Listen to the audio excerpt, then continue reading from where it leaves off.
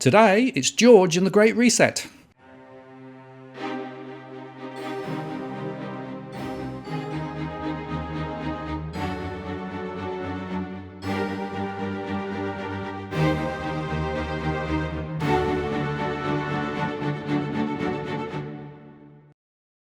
Hello again, it's Martin North from Digital Finance Analytics. Welcome to latest posts covering finance and property news with a distinctively Australian flavour. Today I'm joined by George Gammon. Hi George. Hey, Martin, thanks for having me back, buddy. In fact, you told me we were going to talk about the Great Reset, so I wore this T-shirt just for you. You can see It's fantastic. Yes, it absolutely. says "Don't get cloused."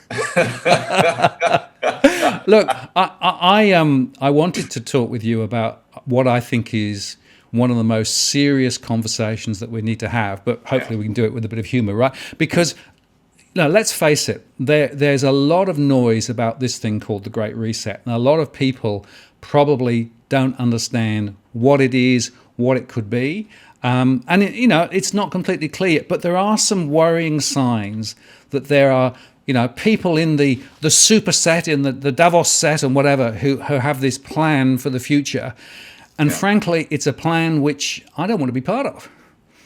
Yeah, well, it's what's difficult is if you go to their website, which I've done many times. I've done several videos on this, and you kind of look at what they're saying through their blog posts.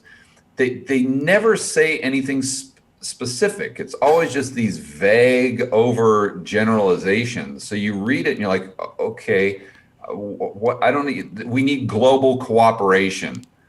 Okay, what does that even mean? Like I don't know what you're talking about. They'll never give you a specific example.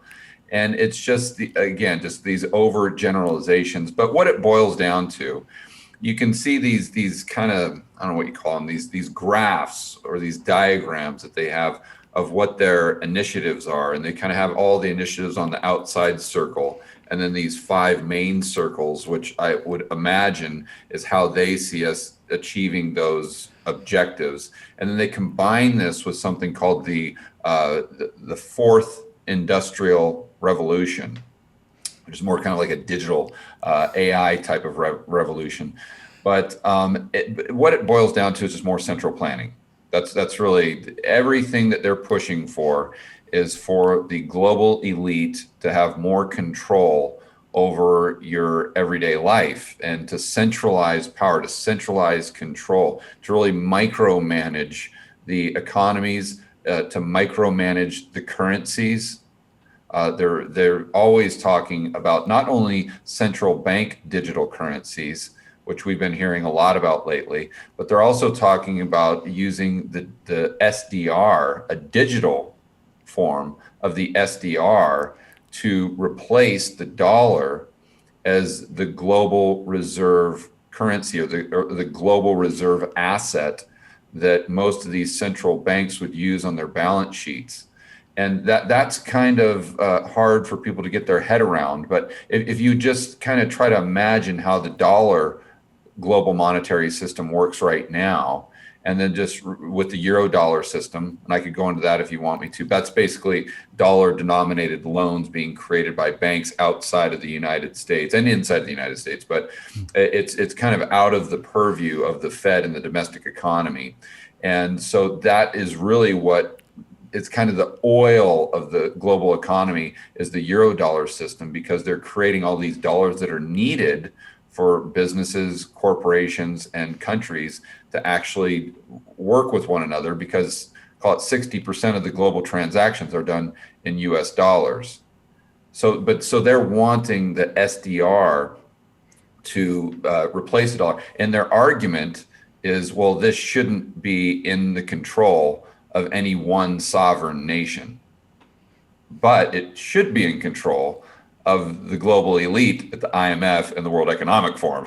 So somehow, if it's out of the hands of the politicians and it's in their hands, well, you don't have to worry about us, because we're all altruistic and we have no ulterior motives, and we're not driven by our own self-interest like those countries and those greedy politicians are. And I think that I mean, if you want to talk about their motives, then that's kind of a different conversation. But that's really what they're trying to achieve. And they always talk about kind of a new form of capitalism, because they never come out and just say that they want to move away from capitalism, because I think they know that would be kind of unpopular with most people. So they're saying we just need to redefine capitalism, and we need to move from shareholders to stakeholders. Now, I've read, hours of their stuff. I still can't really pinpoint what they're talking about, because they don't define it. They don't give an example as to what a stakeholder actually is. I mean, some people have read that to believe that they want more corporate involvement. They want to consolidate power within global corporations as well. I don't know. I don't know if that just means the ownership being, throughout the employees. I would argue it kind of is through the current shareholder programs we have. But again, it's too vague to really pinpoint. But when you look at everything combined, it just really points back to the same thing. And that's these global elite having more power, more control, and they're definitely very anti United States for sure, having total control. They really want that control to go to the IMF. And the thing that I'm concerned about on this, George, is one, who's elected them, right? And what gives them the right or the power to basically make those calls on a supranational basis, right? And I personally have trouble with large international corporations also effectively operating cross-country borders and, without really necessarily, the right degree of supervision or at least insight as well. And it seems to me that we've got this plank of internationalism, basically saying, well, individual countries can't now make decisions for their own basis, on their own basis, for their own right, for their own people. We need a new superstructure which is going to call the shots top down. And I'd also include in that the Bank for International Settlements, as well as the IMF, the World Bank, and all of those, all these organizations. But I come back to who's elected them. Yeah, exactly. Nobody. And I think it also goes back to that Rothschild quote.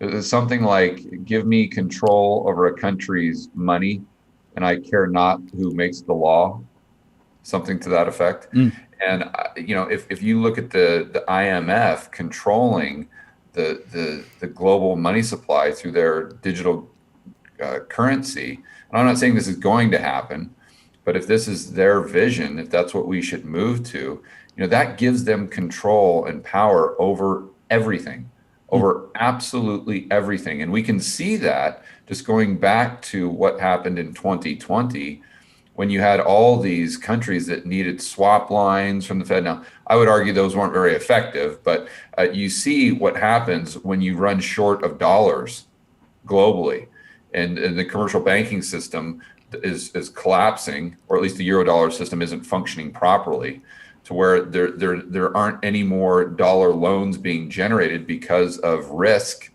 or perceived risk, and therefore you've got that currency going through the roof. It's crushing all of the other holders that have a large amount of their debt denominated in dollars, but their cash flows are denominated in Aussie dollars, as an example.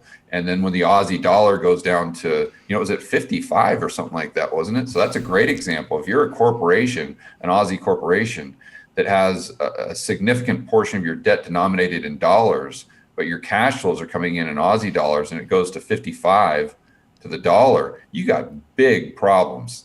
You got huge problems. It's tough for you to service that debt.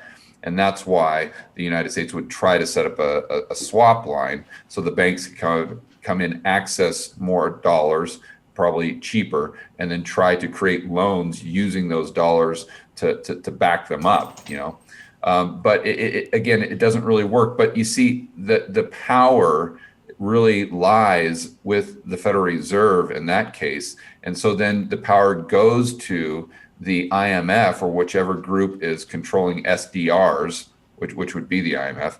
And then to your point, no one's electing them. You know, we don't.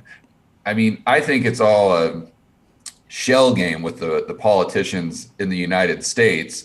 But at least we can come out and hear Jerome Powell go in front of Congress and say, okay, you know, make some sort of statement, or it's some sort of public information, where if you've got everything being done in the shadows behind closed doors, who knows? And one of their big pushes is to pretty much completely eliminate personal, not just the information, your data. You know, you wouldn't control any of that. You would have no personal privacy, is what I'm trying to say, at all. All of your data, including your thoughts and your dreams, and I know this sounds bizarre, but I'll explain it in a second, would go into a centralized database where then artificial intelligence would be able to crunch the data and therefore make decisions for the macro economy based on all of the inputs it's getting in real time. And I think, you know, you can, going to back to their motivation, you can really put it into two buckets. You say, okay, do these people have, you know, should we take them at their word that they truly do want what they think is best for the world? And again, what they think, because that can be very distorted, to say the least, right? I think it'd be very perverse. But is that their intention, or is their intention just because they're greedy SOBs and they're just power hungry? If you land on the side of them being power hungry, then I think you got to look at this from the standpoint of the Cantillon effect. And I don't know if you've gone over that in your videos, but basically what that is kind of a theory that says the people that are closest to the money printing will get the money first before it trickles out into the economy. Therefore, their purchasing power won't decrease because inflation of those goods and services hasn't gotten to the point where the amount of money printed just doesn't have any value, right? There's still a lot of purchasing power with that newly created money. So that generally goes to the political insiders, which Klaus would be a perfect example of that. I mean, there is no one that's more of a political insider than Klaus. You know, he hosts the whole Davos thing. He's got all those guys on speed dial. They have to go through him, who knows? And then, or the financial insiders. So that would be guys like maybe Jamie Dimon, or someone who's in charge of one of these big banks in the United States. So, and what the bailouts, or what we saw in March of 2020, was a fantastic example of that. You know, the Ma and Pa deli down the corner street, the cafe, or the nail salon, or the dry cleaner, or something like that, you know, it was very difficult for them to get what we call a PPP loan. I think you guys called them a job keeper loan. And you had to go through your bank, you had to go through all this paperwork, and it was all this kind of rigmarole, where if you were a huge corporation, I mean, you got the money instantly. Like the Fed says, how much debt do we need to buy? You know, so you got the Fed buying not only corporate debt, but they're buying junk debt, right? Just to keep those bond prices up and then the interest rates low. So they're bailing out the huge corporations directly, right? That's an example of the Cantillon effect, where they're getting money first, and then it might trickle down to the little guys. So my point is, if you're Klaus and you've got malicious intent, then you've got to say, okay, I'm going to try to create this narrative that will most likely reduce the amount of goods and services created by the global economy. And if that's the measurement of wealth, which I believe it is, then I'm going to decrease the amount of societal wealth. And what's going to happen? The central banks are going to come in and they're going to try to fill that gap, let's call it aggregate demand, to use the Keynesian term. And they're going to do that by printing more money, creating more currency units. And I know that if Christine Lagarde is printing all these currency units, it's going to go through me or one of my corporations or someone that I have a connection to, and I'm going to benefit financially from this happening. So the more the economy suffers, the real economy, the more I benefit personally, financially. So that's kind of, if you look at them as kind of these, whatever, evil people that have malicious intent. Now, if you look at them and say, nah, George, I don't buy that. I don't agree with them, but I think that they truly do have good intentions, let's say. Okay, well, if that's the case, then you've got to look at everything they say moving towards this world of where the central planners and the globalists, the global elite, are really pulling all the strings. They're the puppeteers. And then you say, okay, why would they want that? Why would they think that is better than the system we have now, or that's better than free market capitalism? And you'll notice too that they always use the word neoliberalism. Yep. They're neoliberal. And whenever you hear someone use that word, you know that they're a socialist. I mean, that's just kind of Marxist derogatory term, and so they always use that in a derogatory way. So I think if you have to go all the way back to Russia, communist Russia. And if you look at let's call it the early 90s, the late 80s, when it was falling apart, the Chinese government sent in their economists into Russia to try to figure out, okay, what went wrong? And their conclusion was not that that communism in and of itself was flawed. It's that they started communism too early. You see, Marx himself didn't really see capitalism and communism as competing economic ideas. He saw them as just layers, right? You go from feudalism to capitalism. And then once capitalism hits its peak, they call it late stage capitalism, then you have to have the communists come in and take over the means of production by using any means necessary, and that can be violence or whatever. They have to take it away, because left to their own devices, the capitalists will implode the entire system and take us back to a state of feudalism, and we've got to start all over again, right? So, but he was very complimentary of the skill set of the quote unquote capitalists. They're very industrial. It is true. They can create jobs, they can create industry, they can do a lot of great things. So the Chinese conclusion was that Russia implemented communism before it allowed capitalism to flourish, right? And then the other big problem you had with communism is you don't have price signals. So in people who study or who have not studied economics, you take for granted how much data is given to a producer by a price, whether it's the price of a can of Coca-Cola, the price of timber, the price of money, the price of a stock. There's a lot of data that goes in. So with the prices in a free market capitalist system, the producers determine, and the market itself, the customers, determine how scarce resources with alternative uses should be allocated and how to do that efficiently. Without the prices, without the price signal, without the data, then you don't know where you should send the lumber. You don't know where you should send the potatoes. You don't know, and the whole thing completely collapses. So I think that the central planners recognize this. They're not stupid. And they say, okay, well, how can we create a system that's equal, that's fair, with equality, all these buzzwords they use. How can we create this system that has to be centrally planned?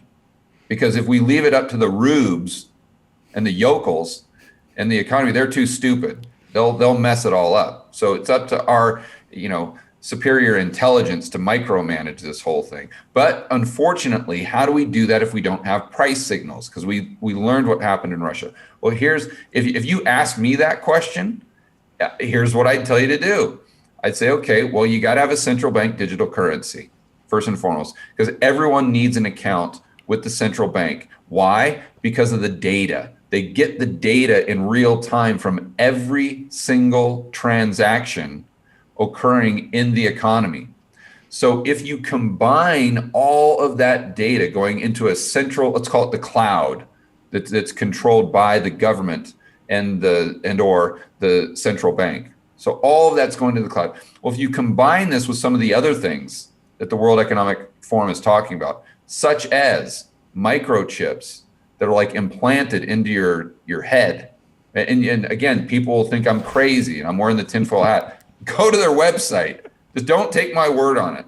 Go to their website and read about what their vision for the year 2030, what it entails. And you'll see that they're talking about chips that go into people's skin. Now they talk about from a standpoint of health, to improve healthcare and whatnot, which it may, but again, what are the unintended consequences there? So they see all of our dreams, all of our thoughts also going into this cloud, right? So if this cloud is collecting all of our financial transactions and a lot of our thoughts in real time, if I'm a central planner or a Marxist, I'm like, boom, there you go. There's the answer, because now we can have the algorithm manage the allocation of those scarce resources without prices. So I think that's the two. You either got the Cantillon effect, or you've got a Marxist trying to leverage the big data and artificial intelligence to create a Marxist utopia. Mm. And the point there is that there's very little exposure to what really this all means, right? And if you read the stuff on the World Economic Forum website, it's interesting because there was that blog post from a few years ago. They had to change the title of it because they got upset, a few people, right? But it was about control. It was about, you'll be happy. You won't own anything, but you'll be happy. Yeah, that's right. That's right. And I actually did a video on that. And you can find the original article with the original title on Forbes, I think. But you got to do some digging. And then what's funny is the juxtaposition between the original Forbes article and the title to what it is now on the World Economic Forum's website. And you can see how they just probably got hammered from a PR standpoint. Because it's you'll own nothing and you'll be happy. And the blog post was done by this gal that's in Parliament, if that's the word they use, in Denmark or something like that. And it's absolutely bizarre, like just weird, just, I don't want to say demented, but it's just like, it's so childish, but it's just, you got to read it to know what I'm talking about. It'll give you chills just to read it. I'll put the link below, because I did one on this as well, because it was shocking, but also the naivety was remarkable. But my point is this. That's probably the word I'm using when she's talking about, you don't have to go to work, you can just ride your bicycle. And she's talking about adults. They can just ride their bicycle around all day and they can color and draw art. And you're just like, what? It's just like a Percocet dream or something. I don't know. I know. But look, there's the three thoughts I want to leave you with. The first is, we mentioned Davos, which is effectively the sort of the World Economic Forum, elite group, right? Now there was the head of the Daleks is called Davros, right? Doctor Who, right? And actually, I think the fact those sound quite similar worries me a little bit, right? Because this feels like, a nightmare control. All of those things. Secondly, no elected representatives here. This is all about top down, imposition. And your point about where does the wealth go? Well, it goes to the people who already have the wealth. So this is again emphasizing the concentration of wealth and assets. Right? It's just more of the same old, same old. Third point is, if you think of what central banks have been doing with all of their liquidity printing and with all of their attempts to try and control the economy, well, they've been really successful, haven't they, in terms of wrestling all of that. There's arguments now that they should be given more control of fiscal as well as the financial measures too, right? In other words, you can't even allow politicians to think about taxing and how they set taxes, because they can't do that either. So there's a bit of an arrogance there about somehow these technocrats know how to do all of these things and they should be given more power. So what the World Economic Forum and these other things are talking about is that on steroids. So it's just taking it up to the next level, right? But just think about how far that gets from individuals and communities and local decisions. I want to turn this whole thing on its head and say, no. You don't want centralization. What you want is decentralization. Right. What you want is local decisioning. And in fact, the digital stuff, the digital enablement, can allow that to happen. So there is an opportunity here, if people did but see it, to turn the whole thing on its head and make our leaders support what we do rather than trying to dictate what we do. That, for me, would be a much more exciting and interesting and innovative future. Yeah, the government should be the servant of the people. Yep. And what we've got now, it's the complete opposite. Yep. It's just it's flipped it on its head from the wrong direction. So I now on a good note, I want to say some positive stuff here too.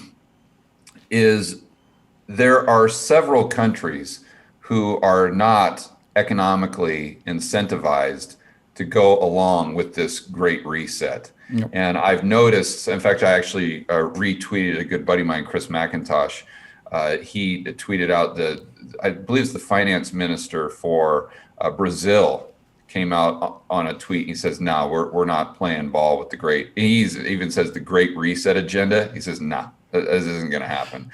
And there's several countries, especially the countries that have a big export with oil, that it's just they're not going to play. They're most likely not going to play ball. So this isn't a foregone conclusion. I don't think this is something that people should lose sleep over, but I do think it's something people should be cognizant of so they understand what the forces at play and what's really happening in the world around them. Yeah, I agree, George. And the reason I wanted to have this conversation was because I want people to be more informed about some of these things that are going along, so they can form their own opinions. Whether you think it's right or whether you think it's wrong. But don't just sleepwalk into this. Don't just assume that those global elites know the right answers and have, a script that they're working to and everything's going to be fine. Just remember 1984, right? Remember what could happen, right? So we need to be, individuals and communities, we need to be waking up to this and reacting and making sure that our local politicians know that we care about what's going on, and we're not just going to be fed this line and end up into a future that we really have little control over. Yeah, I couldn't agree more. It's up to the individual to be informed and then to try to take action to make sure that these global elite, or whatever you want to call them, aren't in control of not only our future, but our kids and the future of our grandkids. Because if we don't take action, if we just let other people worry about it while we're sipping beer on the couch, watching the football game, or just worrying about our kids, that's when bad things happen, because the global elite take advantage of that complacency. And I'm not saying use violence or anything like that. Obviously not. And obviously you do everything legally, but make sure that your voice is heard and that the local politicians know that, hey, this is unacceptable. And there are people here that understand what is going on and don't like it. And, we want our voice to be heard. Absolutely, George. And I think that's one of the reasons why, the social media channels are actually pretty important, because it does allow some of this discussion to go on.